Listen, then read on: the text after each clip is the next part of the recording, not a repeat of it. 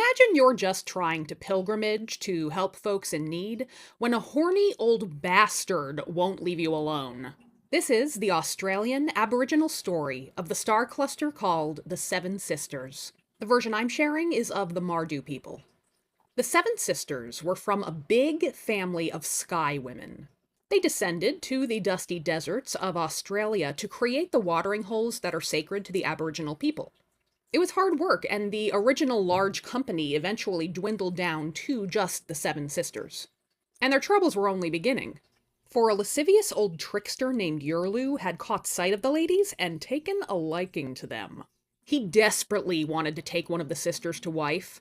And like Teddy Lawrence in Little Women, he didn't care which sister he ended up with, he just had to have one of them. The women had no interest in Yurlu, mostly because he came from the wrong skin group. Skin groups were a way that Aboriginal folks tracked bloodlines, and marriage between certain groups was forbidden to avoid a situation where cousins were marrying cousins, if you catch my drift.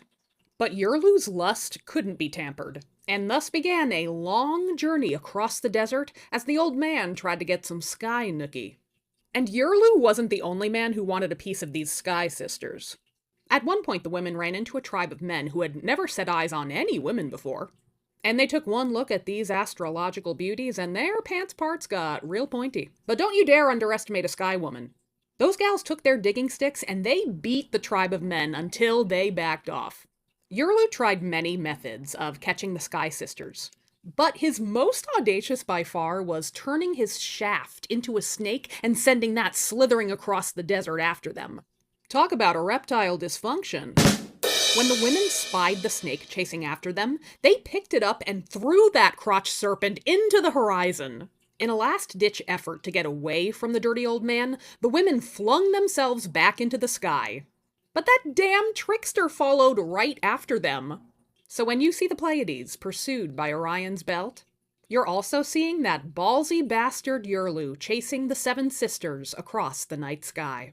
I'm Liz, and this has been Around the World in 80 Folktales, tale number 21.